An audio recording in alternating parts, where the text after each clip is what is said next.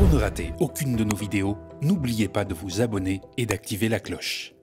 Salut à toutes et à tous et bienvenue sur le Média pour ce nouveau numéro de la Chronique de Bélir, votre programme hebdomadaire consacré au regard affûté de Bélir Nabli sur l'actualité. Bélir Nabli est professeur des universités en droit public et cofondateur de Chronique, un collectif engagé dans le débat public. Une fois par semaine, il nous parle de politique nationale et internationale avec un fil rouge, le droit public, le droit international. Sert-il encore de boussole dans notre monde tourmenté? Chaque semaine dans cette émission, vous aurez donc droit à l'éclairage de Bélir Nabli. Au sommaire de ce nouveau numéro, le nettoyage ethnique à Gaza cache-t-il un projet de recolonisation du territoire palestinien? Après les nombreuses déclarations sans détour des ministres israéliens, l'hypothèse ne fait plus beaucoup de doute. En témoignent aussi les méthodes implacables de nettoyage ethnique employées dans le nord de Gaza qui fait l'objet d'un traitement différencié depuis le 13 octobre 2023. L'ONU précise même que 100 000 Palestiniens ont été expulsés de cette zone depuis un mois et l'armée israélienne laisse entendre que les Gazaouis ne seraient pas autorisés à y revenir. À cela, on peut ajouter le blocage de l'aide humanitaire et une partie du nord ravagée par les bombardements. Se dirige-t-on vers une recolonisation à marche forcée malgré les condamnations d'une partie de la communauté internationale? Élément de réponse avec Bélir. Et dans l'autre sujet de cette chronique, il sera question du Rassemblement national de Marine Le Pen, battu à son propre jeu. Le parti d'extrême droite, toujours prompt à critiquer le laxisme de la justice, pousse des cris d'orfraie depuis que le parquet a requis une peine d'inéligibilité contre sa chef de file. Le RN est-il pris au piège de la stratégie de diabolisation de la justice? On y revient dans quelques minutes avec Bélir Nabli.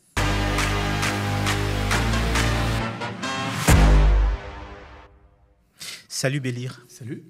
Alors, la semaine dernière, le 14 novembre pour être exact, un rapport de plus de 150 pages de l'ONG Human Rights Watch a accusé Israël de nettoyage ethnique, en précisant bien que Israël rendait systématiquement inhabitables des zones bombardées à Gaza.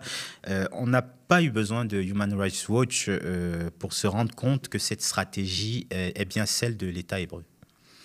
Oui, mais c'est quand même un événement parce que c'est une ONG internationale reconnue qui bénéficie d'une vraie légitimité et le fait qu'elle acte officiellement ce qui se passe concrètement à Gaza, c'est un élément à ne pas négliger. D'autant plus que le rapport en question a été publié pratiquement concomitamment à un autre rapport d'un organe onusien, un comité spécial qui suit finalement la situation sur les territoires ou dans les territoires palestiniens. Un rapport suivant lequel, précisément, la situation relève bel et bien, d'après ces experts, d'une situation génocidaire. C'est-à-dire les caractéristiques du génocide sont vérifiées à Gaza d'après cet organe, ce comité spécial onusien. C'est d'autant plus remarquable que, là aussi, concomitamment, pratiquement, ou quelques jours précédant ce rapport, nous avions notre ministre des Affaires étrangères qui a exprimer à nouveau une déclaration pour le moins surprenante, on va dire, suivant laquelle, exactement, qui devant l'Assemblée nationale a déclaré qu'il n'était pas possible de qualifier la situation à Gaza de génocide, que cela relèverait d'une faute à la fois morale et juridique. C'est manifestement une déclaration sans fondement. Et c'est sa déclaration qui relève d'une faute juridique, voire morale. Pourquoi ? Parce que, tout simplement, l'argument qu'il avait mis en avant, c'est qu'on ne peut pas, d'après lui, accuser un peuple qui a subi en l'occurrence un génocide, de pouvoir à son tour en commettre un nouveau. Alors, non seulement historiquement, ce n'est pas forcément avéré, et l'avenir aussi pourra nous le prouver peut-être, mais surtout juridiquement, d'après la définition du génocide, ce critère n'existe pas.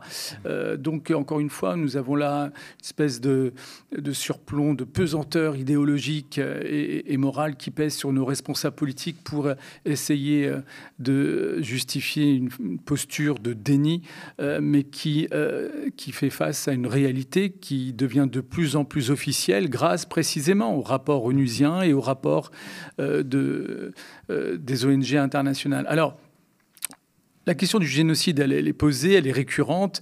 elle n'arrête pas d'être de plus en plus étoffée du point de vue des preuves accablantes contre l'armée israélienne. Mais nous avons également maintenant effectivement cette question du nettoyage ethnique à Gaza. Alors c'est encore un peu plus délicat parce que autant le génocide correspond à une définition sur laquelle on peut s'appuyer pour vérifier la véracité de l'hypothèse, autant le nettoyage ethnique ne bénéficie pas d'une définition exhaustive, consacrée officiellement au niveau du droit international. Et comment c'est défini? Comment c'est expliqué et éclairci alors oui. le nettoyage ethnique? En fait, c'est une expression qui a fait irruption, en tout cas qui s'est imposée au moment de la guerre civile en Yougoslavie. Vous vous rappelez, au début des années 90, la guerre civile qui a fait imploser la Yougoslavie a donné lieu précisément à des opérations militaires tendant à essayer de nettoyer certains territoires de certaines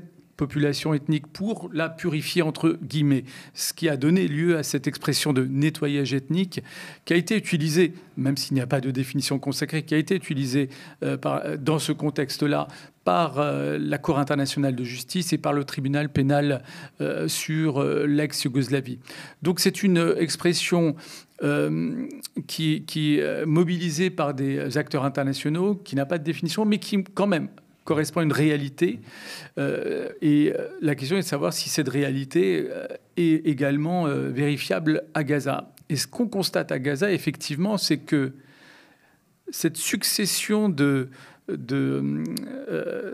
d'appels de la part de l'armée israélienne en direction des civils de se déplacer de manière forcée, cette succession de déplacements forcés correspond bel et bien à une situation de nettoyage ethnique. Pourquoi ?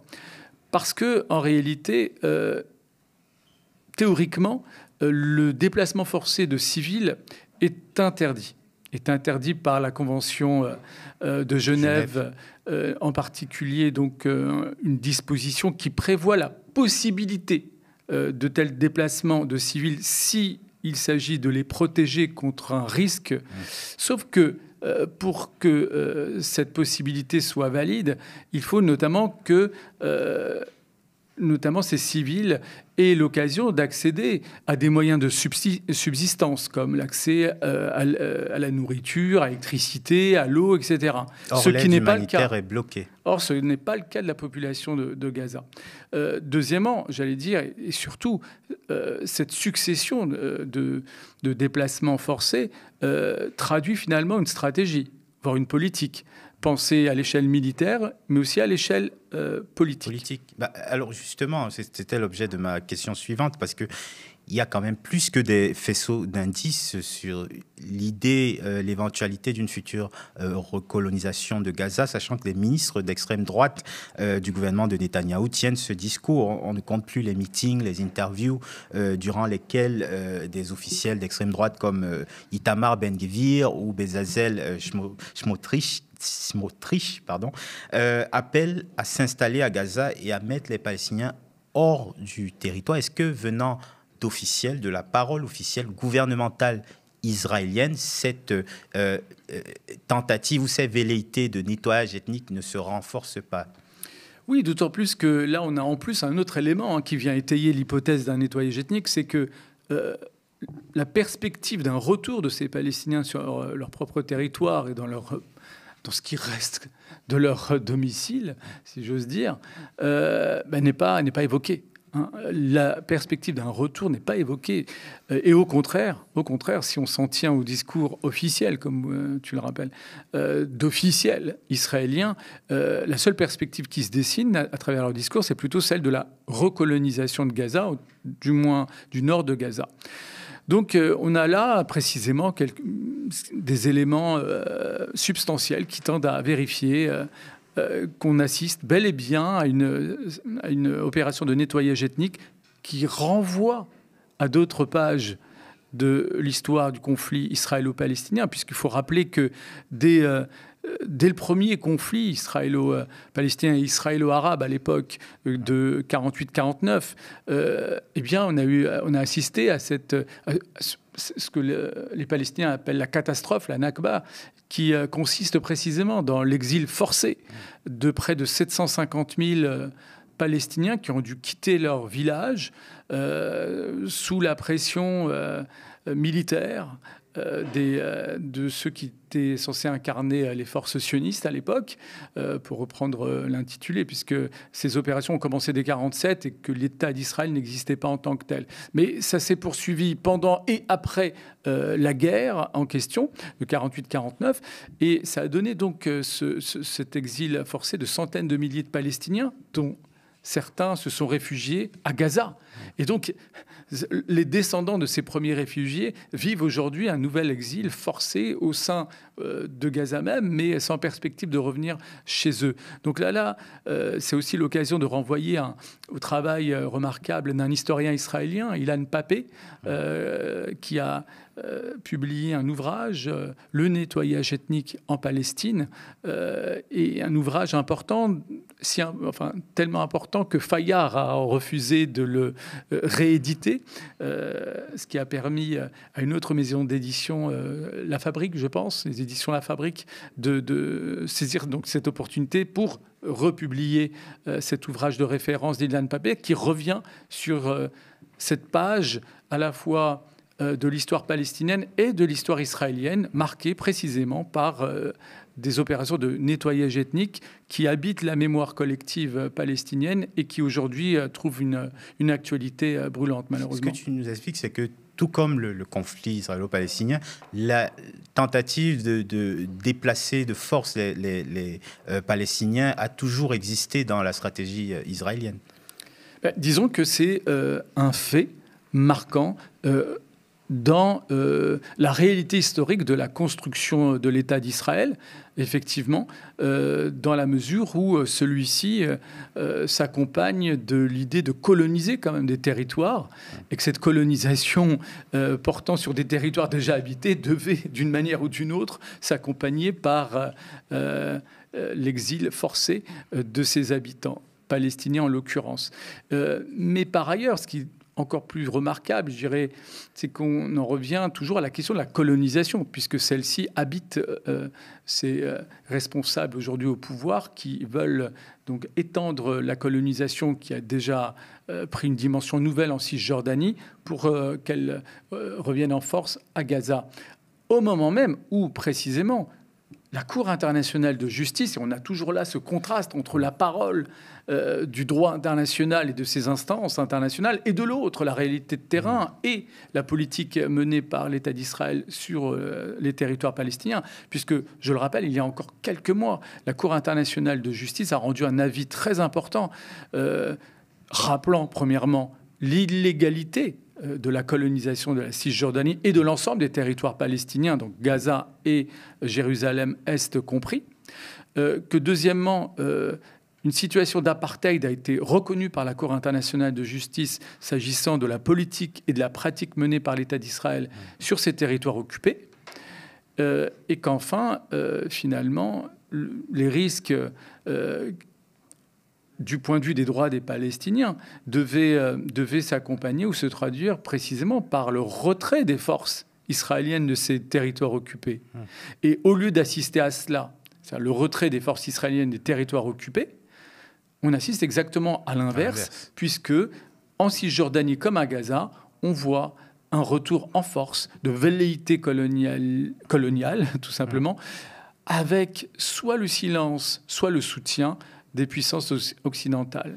Et pourtant, les révélations, il y en a eu beaucoup ces derniers mois. Les dernières en date sur ce projet de recolonisation étaient faites par l'ancien chef d'état-major et ancien ministre du cabinet de guerre, Gadi Eisenkot, et qui dit, je te cite ses propos, « Il y a une volonté claire de certains ministres du gouvernement de réinstaller des Juifs à Gaza. Au regard du droit international, il est légitime et même souhaitable de déplacer une population, en l'occurrence gazaoui, lorsque les opérations militaires ont lieu. Mais selon ce même droit international, vous devez permettre à ces gens de retourner dans leur maison à la fin des opérations militaires. » C'est un petit peu ce que tu expliquais déjà. Alors, il parle du droit international qui est justement violé impunément par Israël depuis des décennies. On peut légitimement penser que le droit international ne serait pas un frein à cette ambition si elle venait à se poursuivre sur l'ensemble du territoire gazaoui. Oui, parce que la rationalité juridique en général, le droit international en particulier, ne sont pas les référents de ces acteurs politiques, ceux qui se sont imposés au sommet de l'État israélien aujourd'hui. Ce ne sont pas des référents qui s'imposent à eux. Ça n'a aucune valeur à leurs yeux. Ce qui vaut, c'est finalement leur vision messianique, celle d'un grand Israël qui aurait une légitimité religieuse. Et c'est ça qui vaut à leurs yeux. C'est cette légitimité religieuse à leur dessein politique. Et vous avez donc là vraiment peut-être le résumé le plus brutal qui soit pour résumer la situation et son caractère inextricable. On a des acteurs qui ne pensent qu'à travers le prisme religieux, dogmatique, et à l'égard desquels les arguments rationnels, juridiques, portent très peu, si ce n'est pas du tout. Et c'est en cela aussi que, au-delà même du droit international, le risque pour Israël, c'est de voir la nature de cet État définitivement basculer dans autre chose que le label revendiqué officiellement, à savoir celui d'un État de droit démocratique. On voit bien que c'est ce qui pointe comme risque de basculement en Israël, tout simplement. Alors on se pose aussi la question du sort de cette population palestinienne. Que deviendrait-elle si elle continue d'être repoussée de plus en plus vers les extrémités de son propre territoire? Que faire de cette population et pourquoi la communauté internationale ne prend pas à bras le corps sa situation humanitaire qui va être de plus en plus catastrophique? Alors là, c'est une question effectivement qui, à notre tour, nous renvoie aux limites de notre propre logiciel ou référent, qui est une forme de rationalité. On ne voit pas très bien à quoi ça peut correspondre, ce type de passivité mortifère finalement, hein, parce que le constat, le diagnostic, les faits sont sous nos yeux. Personne ne peut les ignorer, hein. Il y a eu des crimes de masse qu'on a pu ignorer, enfin que les contemporains ont pu ignorer parce qu'on n'avait pas les moyens de communication que l'on a aujourd'hui. Aujourd'hui, on a les réseaux sociaux avec en temps réel, les images des massacres circulent. Et on a un décalage avec des discours officiels qui font fi de ces images, de ces massacres, des discours haineux en question. Donc c'est en cela qu'effectivement, même moi, là, quand tu me poses cette question, je me dis, oula, ça renvoie à notre propre limite. On est dans une réalité qui relève par certains côtés de ce qu'on appelle une dystopie, tout simplement. Et est-ce qu'il y a une voix à donner, est-ce qu'il y a une place pour les voix pro-palestiniennes pour renverser un petit peu l'ordre de cette stratégie de recolonisation aujourd'hui? Alors, ça dépend de ce qu'on appelle les voix pro-palestiniennes. Il y a des militants de la cause palestinienne et effectivement, ils font ce qu'ils peuvent, sachant que leur liberté d'expression, notamment de manifestation, est de facto limitée. Mais au-delà, moi, ce que je trouve remarquable, c'est qu'on n'a pas besoin d'être pro-palestinien pour tout simplement constater que le simple fait de rappeler la lettre et l'esprit du droit international est devenu quelque chose de suspect. Et c'est en ce sens que là, on en revient à une réalité dystopique. On est notamment en France dans un état de droit démocratique. Et malgré cela, le simple fait de rappeler des définitions juridiques, des décisions de justice internationale, des rapports officiels d'organisations comme l'ONU, eh bien, peut susciter des critiques, voire des polémiques. Alors, il y a une question qu'on t'a sûrement beaucoup posée, c'est sur le double standard avec l'Ukraine. On parle en Ukraine d'intangibilité, des frontières, de souveraineté sur le territoire. Pourquoi, dans le cas de Gaza, les questions de souveraineté d'un territoire palestinien sont totalement ignorées par la communauté internationale? Alors, là, si tu me poses la question vraiment en tant que juriste, effectivement, les deux conflits ne sont pas comparables littéralement. L'Ukraine est un État souverain avec des frontières qui sont internationalement reconnues. Les Palestiniens ne peuvent pas revendiquer ce statut d'État souverain au regard de l'ensemble des acteurs internationaux. C'est une question qui demeure discutée, en particulier du point de vue de son principal voisin. Et tant que son principal voisin, à savoir Israël, ne reconnaîtra pas les frontières d'un État palestinien, la question d'un État palestinien se posera tout simplement. Elle ne sera pas reconnue en tant que telle. Donc il n'y a pas deux États souverains qu'on peut comparer avec des frontières reconnues internationalement. Et c'est en ce sens déjà qu'il y a effectivement cet élément à prendre en considération. C'est d'un autre point de vue peut-être que la question de la frontière qui permet de voir le traitement différencié entre Palestiniens et Ukrainiens. C'est la question du respect des civils, tout simplement. Lorsque des crimes de guerre sont perpétrés ou ont été commis dès le début de la guerre en Ukraine par l'armée russe, il y a eu une unanimité, en tout cas dans le débat public français, pour admettre la réalité des faits et leur qualification de crimes de guerre. Parce qu'on bombarde de manière indiscriminée des bâtiments civils, notamment, y compris des hôpitaux. Le problème, c'est quand ce type de bombardement et de faits ont lieu en Palestine, les déductions ne sont pas du tout les mêmes. Les qualifications ne sont pas automatiques et l'euphémisme ou l'euphémisation prend le pas largement dans les discours officiels. Et c'est ce double standard, précisément, qui amène à s'interroger et voire à en déduire que toutes les vies ne se valent pas au regard de nos responsables politiques et que finalement, il y a une part d'hypocrisie dans le discours relatif à l'universalité des droits de l'homme, de leur point de vue en tous les cas. Parce que de notre point de vue, cette universalité vaut, et c'est ce qui peut-être justifie en premier lieu notre discours et notre position. Ma dernière question sur ce sujet, est-ce qu'on peut dire, eu égard à cette stratégie de recolonisation, qu'on assiste en fait à la fin, à l'enterrement de la solution à deux États qui pourtant était ces derniers temps porté par des dirigeants occidentaux qui voyaient une porte de sortie, en quelque sorte?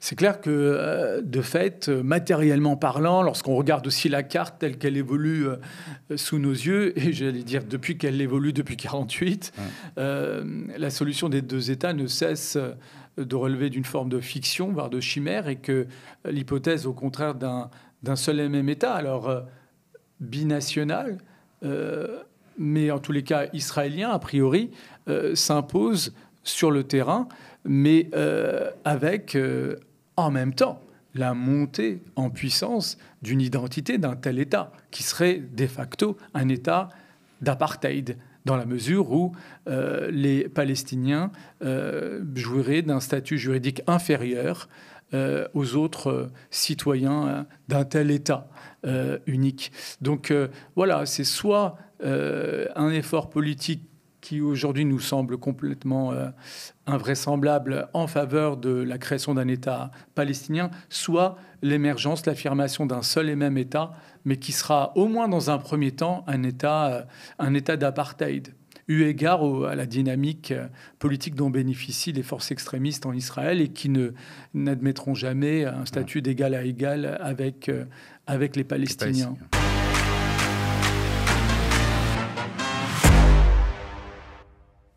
Passons au second sujet de cette chronique de Bélir. Marine Le Pen et le RN sont jugés depuis le 30 septembre dernier dans un procès aux lourds enjeux politiques pour la chef de file de l'extrême droite. Ils sont mis en cause dans deux affaires de soupçons de détournement de fonds publics européens, le dossier des assistants parlementaires ainsi que celui des frais européens. L'accusation demande 5 ans de prison, dont 2 fermes aménageables et 5 ans d'inéligibilité contre Marine Le Pen. Elle a aussi annoncé, la défense, lors des réquisitions, réclamer des peines d'inéligibilité à l'encontre de tous les prévenus, modulées en fonction des responsabilités de chacun. Des réquisitions qui sont évidemment mal digérées par Marine Le Pen. Le réquisitoire doit être normalement prononcé par des magistrats qui sont touchés, soumis à l'impartialité. À partir du moment où le parquet a fait preuve d'une telle partialité, je ne suis pas assez naïve pour ne pas comprendre quel est le message. Donc je viens dire aux Français aujourd'hui que l'idée que par une décision, encore une fois, irréparable, non susceptible d'appel, l'on puisse les priver de leur choix est une atteinte très violente à la démocratie. Le simple fait qu'on puisse l'envisager, Madame, le simple fait qu'on puisse l'envisager, car je vous rappelle tout de même que le parquet n'est pas indépendant. C'est ma mort politique qui est réclamée. Donc, par définition, ma survie politique, évidemment, va dépendre de la mise en œuvre de cette condamnation à la mort politique avec exécution provisoire ou non, bien entendu. Et c'est, je crois, le but, depuis le départ, j'ai le sentiment, de cette opération qui a été, je le rappelle, lancée par un socialiste, M. Schulz, président du Parlement européen, en accord avec la socialiste Mme Taubira, ministre de la Justice de l'époque. Alors, Bélir, c'est un peu l'arroseur arrosé, non ? C'est vrai que c'est une expression qui peut s'imposer à nous lorsqu'on se remémore l'un des leitmotifs du Front National devenu Rassemblement National, à savoir « tous pourris ». C'est une expression qui a animé vraiment les cadres du Front National, Jean-Marie Le Pen compris, et qui consistait à dire qu'en gros, toute la classe politique était corrompue d'une manière ou d'une autre, mais que, par contraste, les élus ou les responsables ou représentants du Front National ou du Rassemblement National, eux, bénéficiaient d'une forme de pureté, de désintérêt, qu'ils étaient là véritablement dans l'intérêt de leurs électeurs et de la nation française en particulier. On se rend compte, au contraire, à travers d'abord, l'enquête qui a amené à ce procès et les preuves qui ont été établies par les juges d'instruction et qui ont été amené aux réquisitions du parquet, on se rend compte que précisément les intérêts particuliers animent largement un certain nombre des responsables du Rassemblement national, puisque finalement, ce qui ressort de ces enquêtes et de ce procès, c'est que finalement, le détournement de fonds publics avait vocation non seulement à financer le parti, mais également le train de vie, finalement, de ces personnes. Parce qu'ils ont beau rappeler dans leur stratégie de communication qu'il n'y a pas d'enrichissement personnel. En fait, c'est faux. De fait, lorsque vous faites des économies grâce au détournement de fonds publics européens, ça vous permet, à titre personnel, de vous enrichir.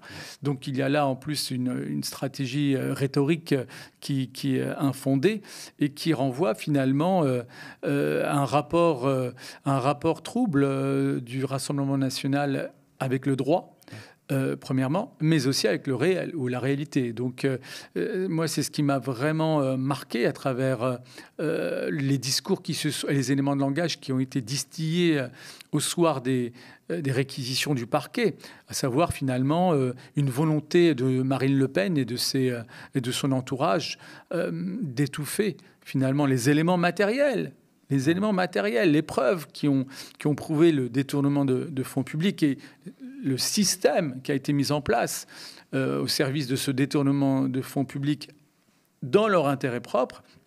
Cette volonté d'étouffer donc la réalité, la matérialité des faits pour essayer finalement de construire un discours à la fois complotiste et victimaire qui lui aussi s'inscrit dans une histoire du Front National et du Rassemblement National. C'est nous contre les autres et les autres veulent notre perte. Et donc, finalement, c'est une lecture purement politique du procès et des accusations qui a été distillée, alors même qu'il y a des éléments factuels et une qualification juridique tout à fait logique, je trouve, au regard de ces éléments. C'est-à-dire que considérer qu'il y a détournement de fonds publics me semble tout à fait étayé au regard de la matérialité des pièces qui ont été avancées par les juges d'instruction et par le parquet dans ces réquisitions. Donc, il y a là, finalement, une fuite en avant aussi qu'il faut bien percevoir à travers la stratégie rhétorique et de communication du Rassemblement national.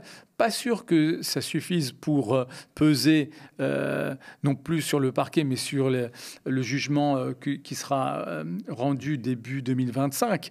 Mais on voit bien que là, c'est presque... Alors, pas forcément... Non pas que ça ne les intéresse plus, mais je dirais qu'il y a aussi une volonté désormais de déplacer le procès sur l'arène politique, du côté purement politique. Et même presque populaire d'impliquer les les militants, les électeurs en leur disant Oui. regardez, nous sommes aux portes du pouvoir, et c'est à ce moment-là que la justice attend pour nous frapper. C'est ça, c'est en gros, à défaut d'avoir pu convaincre les juges, ils essayent de mobiliser leurs électeurs en se positionnant comme les victimes d'un complot ourdi par les juges, précisément. N'oublions pas ce procès récurrent contre les juges, nourri par le discours des extrêmes droites. Et j'inclus ici en particulier Éric Zemmour, qui a même écrit, je pense, un livre entier contre les juges, le gouvernement des juges. Et on voit bien là la jonction entre les extrêmes droites ou les droites extrêmes, ce que vous voudrez, puisque derrière la critique de la figure du juge et du droit qu'il développe à travers sa jurisprudence, il y a en vérité quoi? Une volonté d'opposer la démocratie à l'état de droit. Et cela nous renvoie finalement aux premières sorties de notre nouveau ministre de l'Intérieur, M. Retailleau, qui, lui, s'est inscrit dans cette voie qui, en fait, dépasse le cadre franco-français. C'est quelque chose qui est vraiment identitaire maintenant dans les extrêmes droites des démocraties occidentales, de Trump jusqu'à Marine Le Pen, en passant par M. Retailleau, et rejoint par son prédécesseur. Je vous renvoie au tweet de M. Darmanin. Justement, je voulais qu'on en parle. Le Pen qui a reçu donc ce soutien, pas si inattendu, je dirais, au vu de ses propres difficultés avec la justice, de Gérald Darmanin, qui dit: il serait profondément choquant que Marine Le Pen soit jugée inéligible et ainsi ne puisse pas se présenter devant le suffrage des Français. Combattre Madame Le Pen se fait dans les urnes, pas ailleurs. Si le tribunal juge qu'elle doit être condamnée, elle ne peut l'être électoralement sans l'expression du peuple. N'ayons pas peur de la démocratie et évitons de creuser encore plus la différence entre les élites et l'immense majorité de nos concitoyens. C'est quand même étonnant venant d'un ministre, d'un ancien ministre, d'ignorer autant le caractère automatique de la peine d'inéligibilité et le fait que c'est un principe législatif qui a été voté par des élus, précisément. Ah, mais c'est clair, non seulement il exprime une forme de défiance par rapport à la loi, mais en plus il mobilise encore une fois cette opposition entre la souveraineté du peuple d'un côté et de l'autre, il y aurait l'état de droit incarné par ce satané juge qui serait lui complètement illégitime. Sauf que ça ne marche pas comme ça. D'abord parce que la manière dont on conçoit aujourd'hui la démocratie a évolué. La démocratie ne se résume plus dans le fait de pouvoir élire ses dirigeants. La démocratie, c'est aussi le fait que nos dirigeants respectent le droit qu'ils ont eux-mêmes d'ailleurs adopté. En l'occurrence, la plupart de ceux qui ont critiqué cette loi Sapin 2, puisque la peine d'inéligibilité assortie d'une exécution provisoire, finalement procède de la loi Sapin 2, qui date de 2016, et la plupart de ceux qui critiquent finalement ce dispositif l'ont adopté ou ont partagé du moins son esprit. Donc on voit bien là l'esprit de contradiction en vérité, et l'inconséquence de ces politiques qui sont finalement, qui essayent qui sont portés par un mouvement populiste au sens de vouloir céder à une opposition entre d'un côté un peuple idéalisé, fantasmé, contre une figure, celle du juge, et plus largement du droit, qui serait autant de poids, d'obstacles à l'expression libre et souveraine du peuple. Tout cela vraiment relève d'un schéma en plus dangereux, parce que effectivement, si Marine Le Pen devait être définitivement condamnée, ou du moins en premier ressort, puisqu'elle pourra toujours faire appel, un appel qui ne suspendrait pas la peine d'inéligibilité, eh bien, vous voyez bien ce qui peut se jouer derrière. C'est une contestation à la fois du droit, mais aussi de la justice. Et là, la justice, encore une fois, c'est un élément fondamental de notre vie commune. On ne peut pas vivre sans justice indépendante, impartiale, qui est capable notamment de se départir des jeux politiques. Ce n'est pas parce que Marine Le Pen est un acteur politique de premier rang qu'il faut prendre en considération ce fait-là pour qu'il se transforme en argument d'autorité, voire un argument justifiant un régime d'exception et d'impunité. c'est pas possible. C'est contraire précisément à un principe très clair de notre droit, depuis au moins la déclaration de 1789, le principe de l'égalité devant la loi. Alors, loin de moi l'idée de défendre Marine Le Pen, évidemment, mais tu me rassures. Est-ce que cette position qu'elle prend aujourd'hui de victime n'est pas aussi liée au fait que pendant longtemps, la justice s'est montrée effectivement laxiste avec des délinquants en col blanc, plus qu'elle ne l'était quand d'autres justiciables, je pense par exemple quand il y a des émeutes dans les banlieues et que des justiciables, parce qu'ils sont jeunes, parce qu'ils sont typés, racialisés, peuvent avoir des peines de justice beaucoup plus sévères. On en parlait la semaine dernière avec ta collègue Jennifer Cambla qui faisait sa première chronique pour le média et qui rappelait les déclarations d'un magistrat qui assumait pleinement le fait d'être un peu plus souple avec des criminels en col blanc qu'avec des jeunes de banlieue, par exemple. Est-ce que ce message-là n'a pas aussi été parfois mal interprété, ce message de la justice ? Alors oui, c'est clair. Enfin, il y a des études sociologiques qui démontrent effectivement qu'il y a ce que certains pourraient qualifier d'une justice de classe, dont bénéficient nos cols blancs, c'est-à-dire finalement la classe CSP+. Mais là où le piège se referme autour du discours de Marine Le Pen, c'est que, en vérité, si elle mobilise un tel discours, c'est qu'elle, dans son esprit ou dans son discours, elle considère qu'elle ne fait pas partie des élites. C'est là où il y a une forme de décalage avec le réel. C'est-à-dire que le discours anti-élite qui a été développé depuis l'origine du Front National et du Rassemblement National est en décalage avec la réalité de leur statut. Le Rassemblement National et ses cadres font partie de la classe dirigeante. C'est une force politique et institutionnelle bien implantée maintenant dans notre système. Rappelez-vous le discours anti-système de Jean-Marie Le Pen. Or, c'est en décalage total avec la réalité, leur nouveau statut. Le système, c'est aussi eux aujourd'hui. Et ils ne veulent pas assumer cette réalité-là parce que ça vient saper et déconstruire leur discours. Et c'est en cela qu'ils ne peuvent pas en même temps mobiliser l'argument et la réalité que tu as évoqué parce que ce serait très difficile de vouloir incarner aujourd'hui les petites gens lorsque on est, comme ils le disent, la première force politique à l'Assemblée nationale, première force politique au sortir des urnes des élections européennes, etc. Et en même temps dire que finalement ils sont en situation de minorité opprimée. Merci beaucoup, Bélir. Merci à toi. Merci à toi. Merci d'avoir regardé cette émission sur le canal 165 de la Freebox sur YouTube ou sur notre site internet et également depuis peu sur la plateforme Molotov. Votre engagement et votre fidélité nous sont précieux car le média ne vit que des dons et des abonnements de celles et ceux qui nous soutiennent et qui nous regardent et qui nous aiment également. Soutenez-nous, continuez de le faire si vous le pouvez sur lemediatv.fr/soutien. Restez connectés sur le média.